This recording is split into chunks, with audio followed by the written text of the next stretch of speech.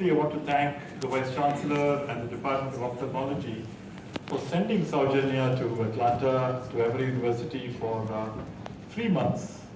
And it was a remarkable experience for us. When we have people like Saujanya visit, it immediately facilitates enormous collaboration. And she's been a dynamo. She's really been a dynamo. And as you see, the way in which she's put together this entire meeting, and thank you for ophthalmology. And Sheetal, you mentioned all my other interests. After spending yesterday with you and Saujanya, I've decided I'm going to apply for an MD in ophthalmology, or at least start doing research in ophthalmology, right? Okay. So I was particularly, my heart warmed when I heard the reading of Tagore's, lead kindly light, yeah. So that poem, every time you read it, it gives you a new, different meaning when you think about it, every time. And I was reflecting on it. It talks about a borderless world today, a globalized world today. It talks of freedom of knowledge, having no barriers. So in many ways, this interdisciplinary world, this globalized world, this world where knowledge is free, where there are no borders between people and cultures, I think is an embodiment of where we are. And in many ways, my journey in research has captured that sort of palimpsest, if you like, that sort of an approach. So can I start with my first slide? So one of the beauties of working in a field like diabetes is that you can pretty much work on anything. That's the advantage. So when you think of diabetes as a disease, yes, you can invoke the molecular, the genetic causes of it, the epigenetic causes, the other molecular factors involved, the environment, our personal lifestyles, societal factors, they all play a role in a very big way. The way we live, the way we were born, intergenerational transmission of diseases, all of that plays a role. And in terms of its impact on diseases, it affects every organ in the body. I mean, I might be sponsored by the Department of Ophthalmology, but retinopathy, cataract, glaucoma are all very common in people with diabetes. It affects the brain. Tomorrow I'm speaking at NIMHANS. We're talking about the connection between dementia and diabetes. I could talk about cardiovascular disease, the connection to diabetes. We could talk about gastroenterology. So it's an entree into the world, the way I've looked at it. And the other thing that I'd like to share before my slides get set is, in many ways, in life or research in life in anything, everything makes sense in retrospect. We are often told how to plan our journeys, but actually, my own feeling is, after the fact, you can reconstruct your journey and put some logic to it. It is seldom possible. I mean, I could never have known that when I was a medical student at St. John's between 1974 and 1980, that one day I was going to come and speak at Yen-novation, Medical College, in the Department of Ophthalmology, of diabetes, and all the journeys that I've had. One never knows, And in fact, the person who interested me into diabetes, Dr. Peter Bennett, who used to run the Pima Indian study, he was at the NIH, whom I met at Cambridge for a 2-week period, and then he invited me to join him. He was a rheumatologist by training. He went to England. From England, he went to the Pima Indians to study rheumatoid arthritis in desert people.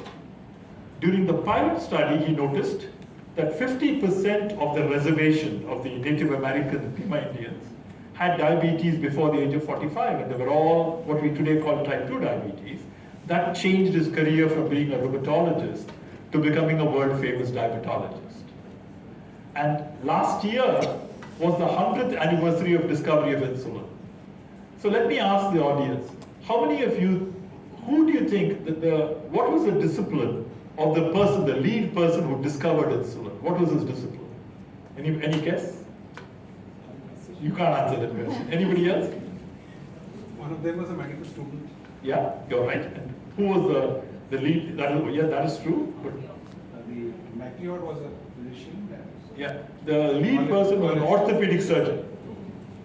So it tells you the discipline you're trained in has nothing to do with where you're going to discover things. So therefore, if there was one thing, if I can stop my talk, if there's one message, give up your identities straight away. Don't attach yourself to a subject identity, to a discipline identity, to any identities, because we are all composites. We don't know where things are going to happen, okay? So maybe my next 10 years, I'm going to become an ophthalmologist. I never know, who knows? So yeah, are my slides here? Or? Thanks, okay. Is it a problem? So maybe I'll start becoming a slide projector.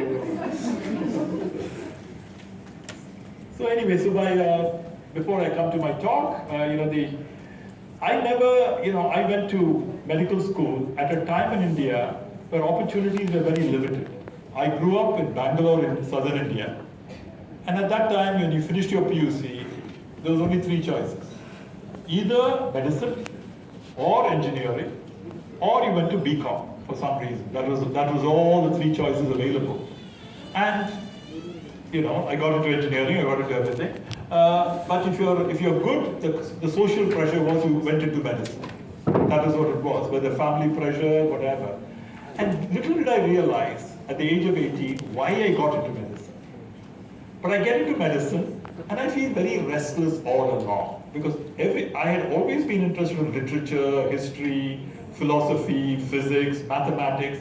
And what was I doing here in front of a dead body, trying to dissect something? I wasn't really enjoying anything. My 5 years in medical school, memorizing things.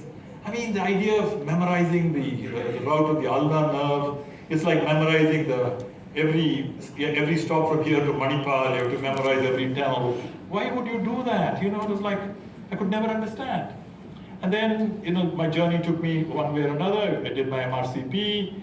I thought I was going to become a gastroenterologist. I started doing my own endoscopy sessions when I was in Durham. Several times I thought of joining biomedical engineering at IISc, thought of joining law, thought of joining MA in English literature. I was a restless person.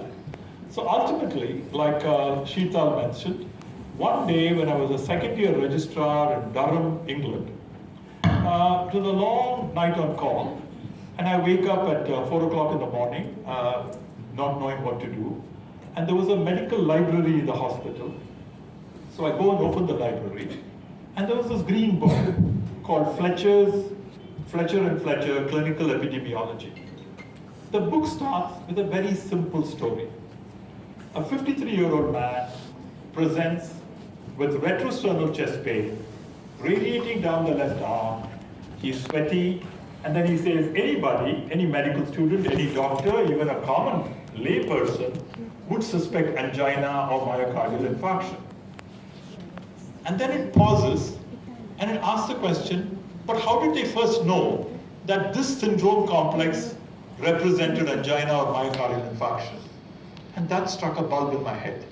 As a second-year medical student on the medical wards in St. Martha's Hospital in Bangalore, when Dr. Balasundaram kept on repeating the retrosternal chest pain, explained, and I said, but how did they know it was angina? And the answer given to me was, go read Harrison's textbook of medicine, go read Davidson's textbook of medicine, go read Chatterjee's textbook of medicine.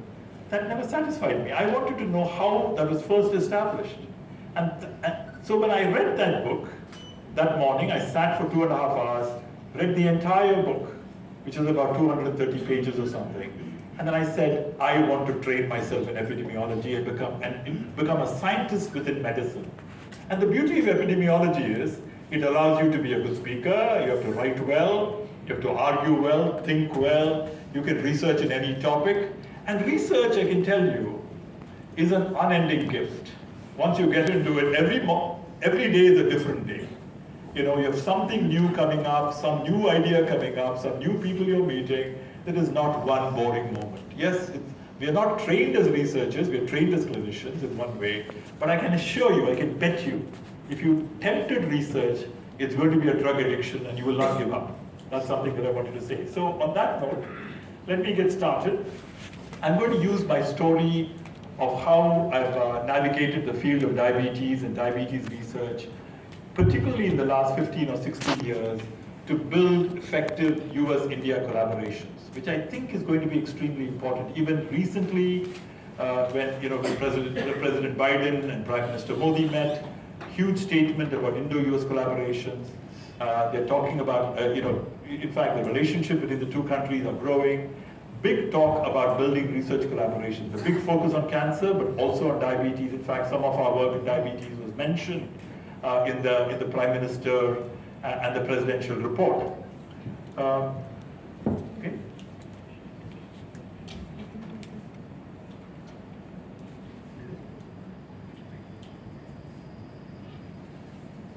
Thanks. You did. So really no conflicts to interest, to declare. I've been funded by several organizations. Primarily, both the work we do at our center in the US, which is called the Emory Global Diabetes Research Center, which was founded by me about 16 years ago as one faculty, and now we are about 167 faculty across Emory University and across Atlanta, and a lot of global partners. Our collaboration with India has been around these four pillars.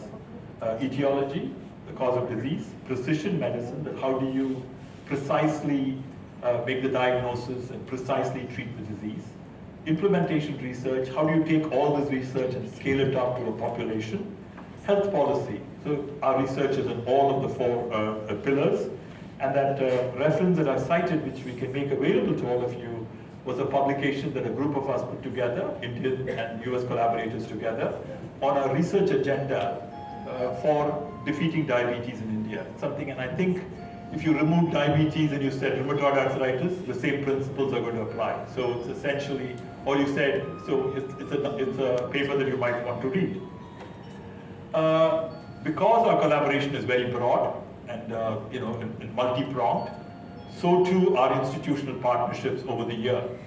These are my major partners: All India Institute of Medical Sciences, the Public Health Foundation of India, the Centers for Disease Control, the Madras Diabetes Research Foundation, Ashoka University, my alma mater, St. John's Medical College, Institute of Genomics and Integrative Biology, and very recently the Asian Institute of Gastroenterology in Hyderabad.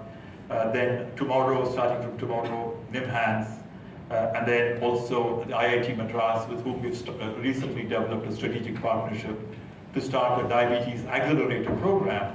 And just yesterday, visiting the incubation center, I was reminded of how important it is to take the products of research into commercialization. I think that way, I want to congratulate your university for being ahead of the game and thinking about this. It is remarkable.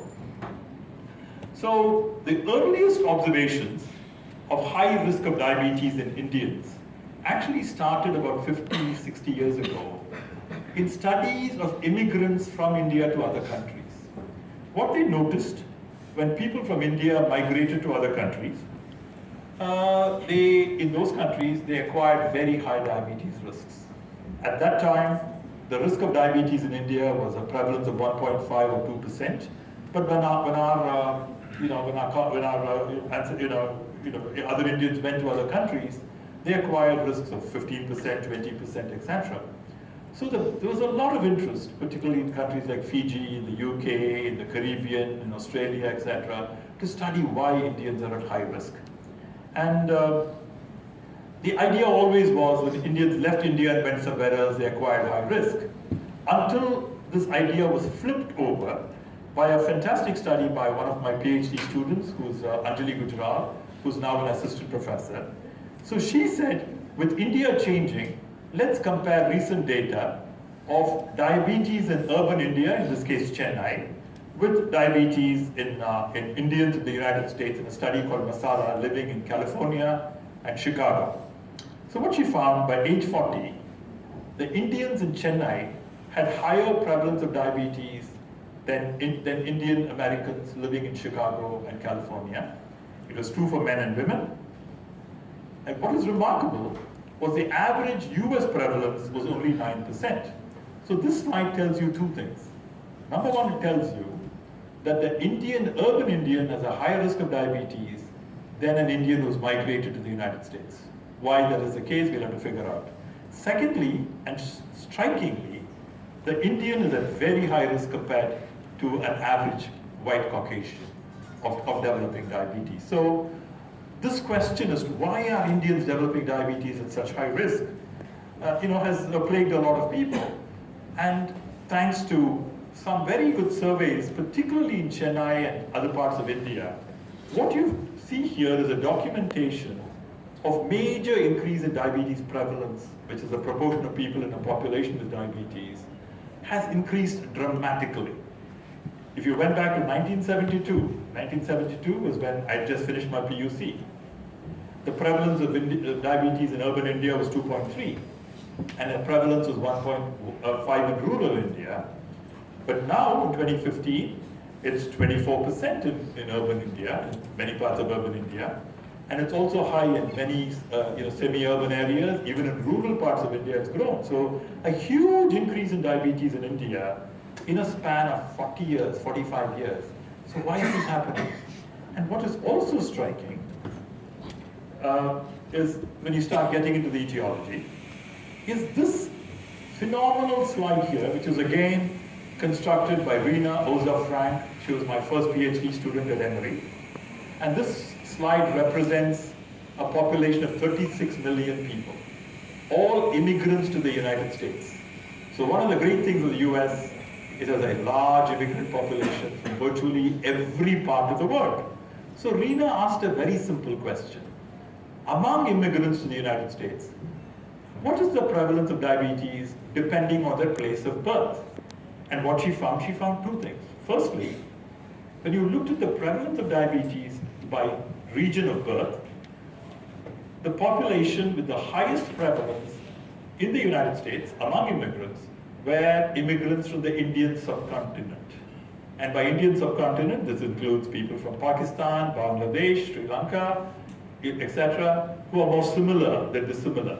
From India, you might think they are very different, but they are not. I do studies in Karachi, but I can tell you the problems are very similar. So the second, the African immigrants to the United States also have very high prevalence, but not the native-born Africans who have lived in the United States for 300, 400 years. So for some reason, immigrants from the Indian subcontinent and from Africa seem to have very high prevalence. That was one finding. But a second finding was even more remarkable. This line there in red is the prevalence of diabetes in obese European immigrants. So when you look at the Indian charts, which is in blue, what you find there, your normal weight Indian has a diabetes prevalence as high or higher than an obese European immigrant. Okay, very important observation. And this leads you to the question as to why is it? And indeed, even at the age of 20, a 20-year-old in this room, your risk of developing diabetes in your lifetime, if you're a male, is about 55%, and if you're a female, it's 65%. And if you're obese, you're almost certain to develop diabetes in your lifetime, 85 to 90%. So what is going on? So why are Indian people at high risk of type 2 diabetes and cardiometabolic disease, even at a low body weight? This is a question that has intrigued a lot of researchers for the last 40 to 50 years, ever since the studies of Indian immigrants to Fiji and UK started. And the theories have always been, if you go and read your books, this is why I think never read your books, textbooks, because it's kind of, you can die of reading a misprint. That's the problem. So the dominant view in the literature is there are three reasons why Indians are at high risk of diabetes. First, they're genetically predisposed. And I want us to go through the data for that. Second, Indians are more insulin resistant, meaning you produce insulin, but your insulin is not acting well. And third, Indians have high visceral adiposity. And some years ago, I was invited to give the Gopalan lecture. So I examined these three questions in detail. And I'm going to take you through some of my critical examination of these ideas. But let's try and examine them quickly. Firstly, let's look at the genetics overall. This is the only slide in genetics I'm going to show. I can talk about genetics of diabetes for 4 hours or 5 hours, but let me just focus on one slide. I'll try to summarize all the information for you. Currently, based on all the studies worldwide, we know there are about over 700 single nucleotide polymorphisms or SNPs that explain about 20% of cases of diabetes worldwide. Okay, so a lot is not known, but a lot is already known. The polygenic form of diabetes, not the monogenic form of diabetes, which is the most common, the polygenic form, the most of the SNPs are not related to obesity and insulin resistance. Important finding. Thirdly, the common variants of diabetes, genes for diabetes, are similar across all populations of the world. There isn't something like a PIMA gene or an Indian gene or an African gene. The big normal common variants seem to be common across populations. We don't know about the rare genes because even in India, there are very few studies doing whole genome sequencing in India for diabetes. That's a big gap that we have. And also, from the Framingham study we know, adding genomic data to simple measures like age, BMI, glucose does not improve your prediction of future diabetes. And we know from our studies like the diabetes prevention trial, the other large trials, etc., that if you followed a good lifestyle, you almost negate the added risk of the genes. And this point is very important. I mean, in fact, Jocelyn of Jocelyn Diabetes Center once said, when it comes to diabetes, the genes may load the cannon, but it's always the environment that pulls the trigger. This is something worth remembering, okay? So, however, so therefore, the genetic explanation as to why Indians are at high risk, so far from the data, does not seem to be strong. Maybe there is, but for that we need to do more, better genetic studies in the Indian population, and there are very few studies. And again, India contributes to 17% of diabetes cases worldwide, but less than 0.5% of diabetes research worldwide. So there is that mismatch which needs to get corrected. When it comes to epigenetics, in other words, the methylation of the genome, how the genes express, there are some data, like the data here, where they compared Indians living in Britain with whites living in Britain. They found 5 genes that were, in both populations which increase the risk of diabetes. But when they looked at the epigenetic score, the Indians had greater epigenetics. In terms of the epigenetic score is higher, suggesting that although the genes are similar, Indians may be going through a greater epigenetic phenomenon, increasing their risk of diabetes. Why it is, we don't know. But again, this is a kind of a clue. So we've rested the case of genetics. Now let's look at this other big question. Is it really insulin resistance? Are Indians really resistant to the action of insulin, and is that what is increasing diabetes in India overall? I mean, there might be pockets of Indians who have this, but overall, let's try and examine the case. Firstly, as I've already alluded to, this slide actually started from a corridor conversation with a famous molecular biologist called Ruth Luce when I was visiting Cambridge 10, 12 years ago. So as we were talking generally, going for coffee, she said something very interesting. She said, obesity is a major cause of diabetes, or a factor related to diabetes, but when we look at the genes, the majority of genes related to obesity are not genes that are related to diabetes. So there's a discordance. So when you map the genes of obesity and the genes of diabetes, there is very little overlap. In fact, only 3-4 genes overlap, which to me suggests, number one, and I came out walking and said, this tells me that as long as we chase obesity, we are not going to find the cause of diabetes. Because obesity may be a major factor that brings out diabetes, like smoking brings out lung cancer, but the underlying mechanism, the underlying pathophysiology might be different. This is one clue. Next was this interesting observation. I visited Dr. Mohan's clinic and I see people with BMI of 17 and 18 with type 2 diabetes. Then I went back and Anjali Gujral, I said, Anjali, why don't you do a study comparing diabetes across the BMI span, comparing whites in the US with Indians in Chennai, using population studies, and she produces one enormous paper. What is important is here, when you look at the prevalence of diabetes by BMI, 2 very important things. Number one, even in normal weight and underweight Indians, the prevalence is not low. And in overweight Indians, the prevalence is higher than the Europeans. And it's slightly higher. So in the overweight categories and the obese category, one could conclude that the etiology might be similar, but in the underweight and normal weight categories, can it be similar? It cannot be. We have to start thinking of something else. So if it is not insulin resistance or insulin action, what could it be? The obvious candidate to start looking for is, are Indians secreting less insulin? So that was a question we posed 14, 15 years ago. And it was a controversial question at that time, because the world had believed that Indians were insulin resistant. That was the reason they were developing. If they lost weight, everything will go away. If everybody in India started biking, it will go away. If you stop eating rice, it will go away, etc. Maybe there is some truth to it. But the question was, I was intrigued with the question, are Indians secreting less insulin?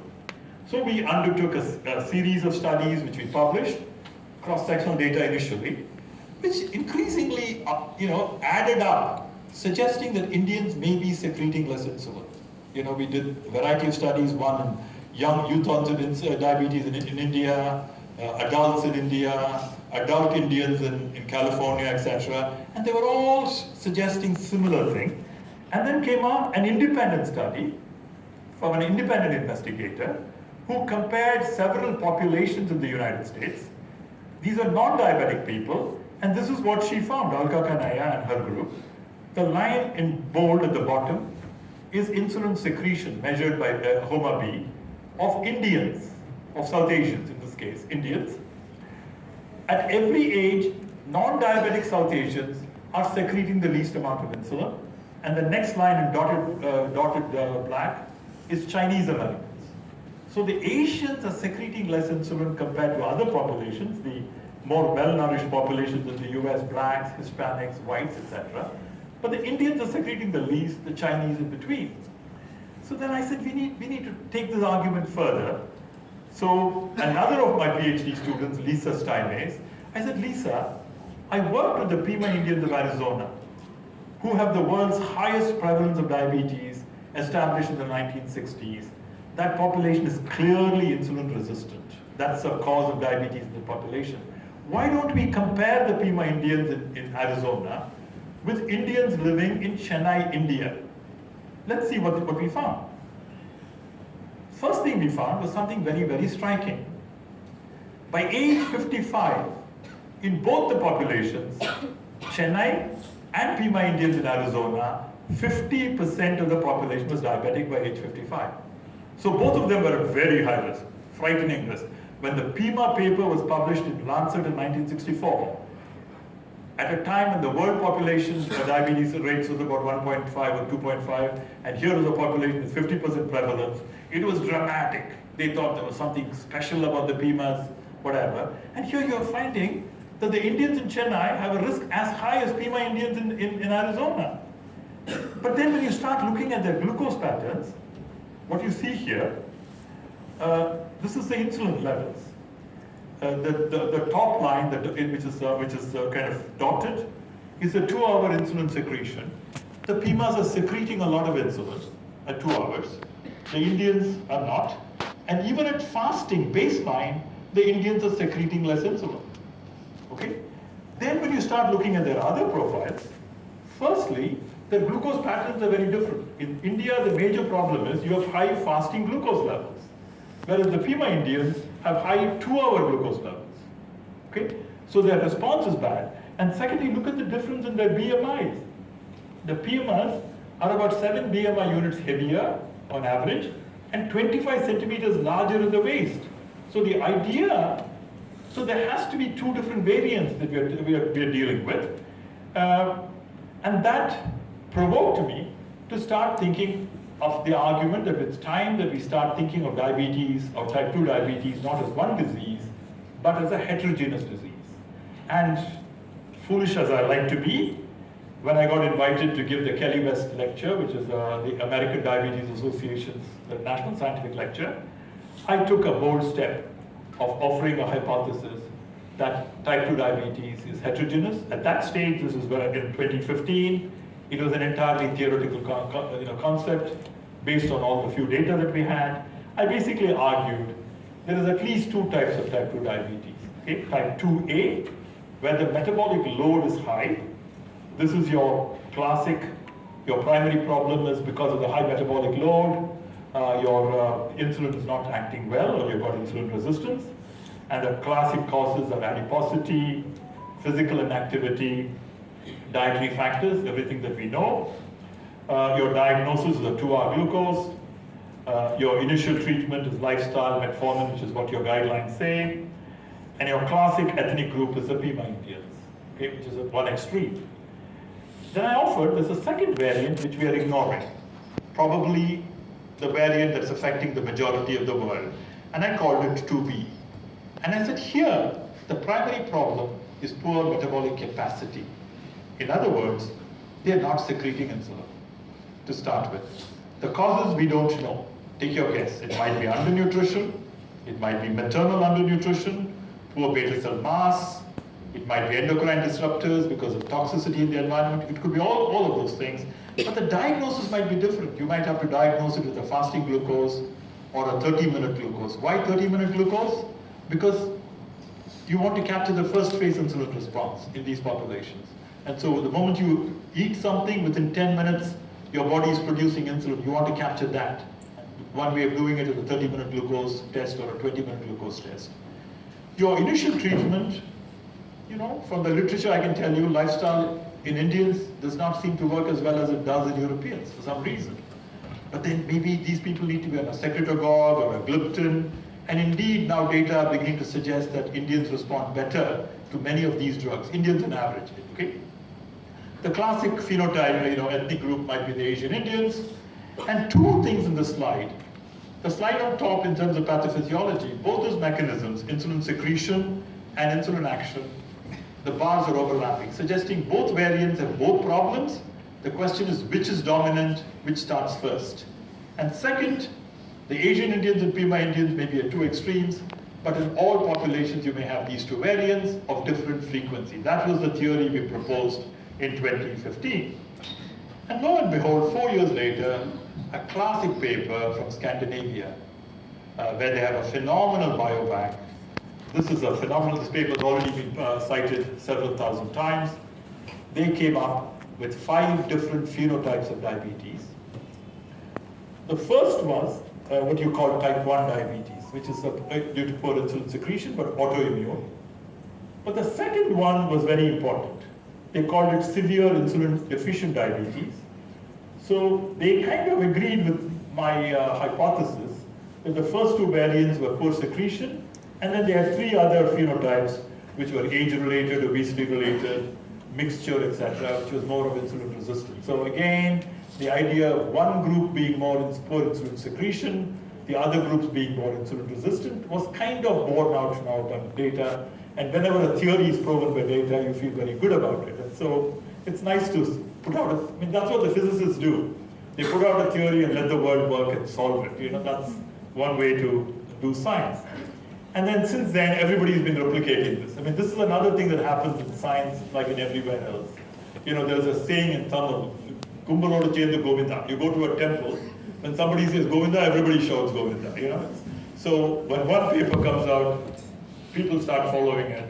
In the last 5 or 6 years, there's been about 100 papers showing different phenotypes. And this was from India, from Mohan's place, basically replicating the 4 type 2 diabetes phenotypes. What is striking was the severe insulin deficient was very, very common in India compared to other populations. And then again, from Yajanik's group in Pune, showing that in youth onset diabetes, before the age of 45, the majority of diabetes is due to poor insulin secretion, not due to insulin resistance. And then this study from the US, comparing several populations in the US, and the last one there is South Asians, where 34% of South Asians have poor insulin deficiency or an insulin deficient variant. So increasingly, the data are now supporting the idea that in Indians, a bigger problem might be poor secretion. We've done a systematic review, in fact, in our study, the cohort study, we are looking at it carefully. Almost 75% of diabetes in Indians in that population seems to be due to poor secretion, with some overlay of insulin resistance too. So so my second argument is that it's not genes, it may not be insulin resistance, it might be poor insulin secretion. The third, let's examine visceral adiposity. It's a very convenient target. So this is a very interesting study, again published by Anjali Gujral in the Annals of Internal Medicine. Look at the normal weight people, okay?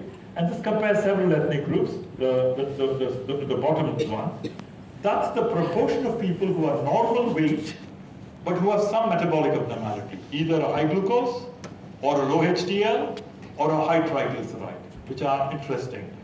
52% of South Asians who are normal weight have some metabolic abnormality, compared to about 18% of whites. And these data are adjusted for visceral adiposity, because we measured visceral adiposity using the gold standard, using CT scan of the abdomen. So after adjusting for visceral adiposity, they still have metabolic abnormalities even when they're normal weight. So there is something other than visceral adiposity that is driving metabolic abnormalities in South Asians. What could that be? And another controversial meta-analysis by another colleague of mine, she compared, how do I go back?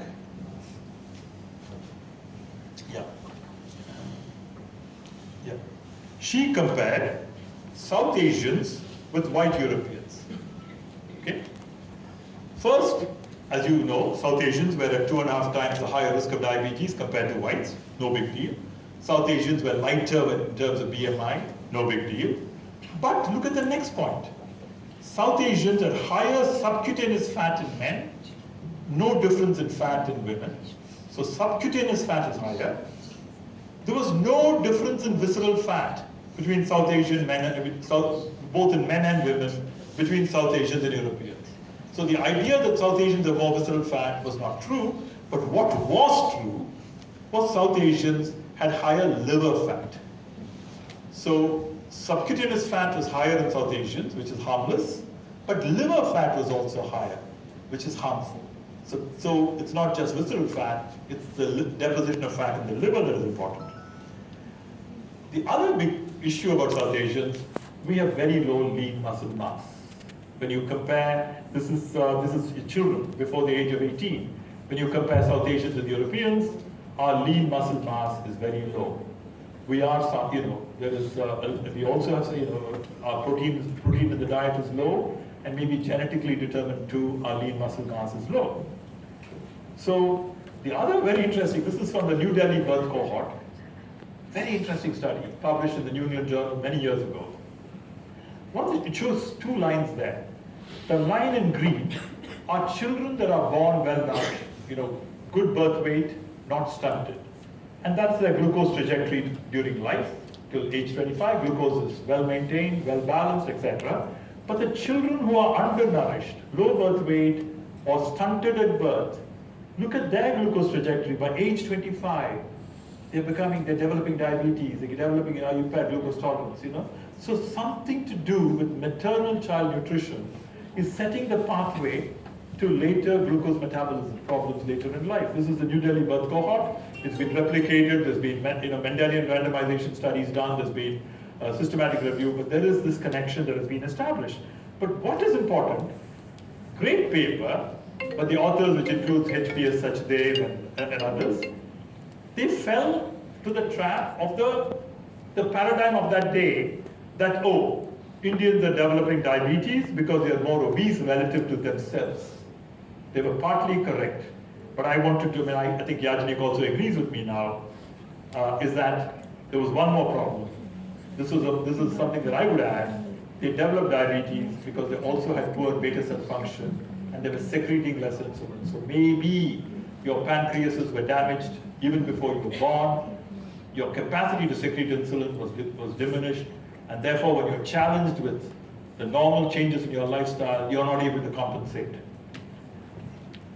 So, I showed you, started off with saying what the world thought was the cause of diabetes in Indians.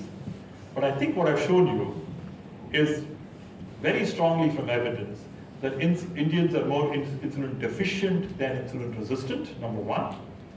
They display a propensity for high ectopic fat, hepatic fat deposition than overall visceral adiposity. They respond less to interventions that alter insulin sensitivity and resistance. I haven't shown you this data, but that's true. They respond better to interventions that target the beta cell function, dysfunction. So based on this, now to get to the next stage, when I think of my journey, starting from epidemiology, I've gone into clinical research, and now I'm going into lab research. It's almost a reverse journey of most other people. So we've put out the hypothesis saying that the cause of diabetes in South Asians is driven by these two factors. Number one, evolutionarily determined, probably over thousands of years, we have poor beta cell function or poor islet cell function for whatever reason, and also poor lean muscle mass. On top of it, when you add modern lifestyle, it impairs your liver in some direct way by depositing fat in the liver, and the two together very quickly increases the progression of diabetes. These are recent data. It's it's in press. It will get published soon. Basically showing you two things here. Firstly, once a person in India or Indian develops pre-diabetes, whether impaired fasting glucose or impaired glucose tolerance, you don't have much time to prevent the disease. Once you've developed pre-diabetes, the average duration is 6 to 10 years before that person goes on to develop diabetes. So some faster. However, the people who are in the phase of normal glycemia lasts on average about 40 years, which is where there might be opportunities to prevent the disease, progression of the disease. And my argument is, if you can preserve beta cell function when you're normal glycemic, you might ward off the risk of developing diabetes later in life. So to take this challenge further, we did a very small study. We got 5 pancreases from unfortunate road traffic victims in Hyderabad after applying to the Jeevan committee and working closely with the Asian Institute of Gastroenterology. And then we have a pancreatic biobank network of 52 centers in the US, coordinated by my colleague Al Powers in Vanderbilt. So we use the same protocol. From India, you can't transport tissue, so we set up the same procedures in Hyderabad. And we compared the Hyderabad pancreases with European pancreases, closely matched for age, etc. And what you're seeing in the slide is two very dramatic things. Firstly, the bar on the left side, on average, the area of the islet cell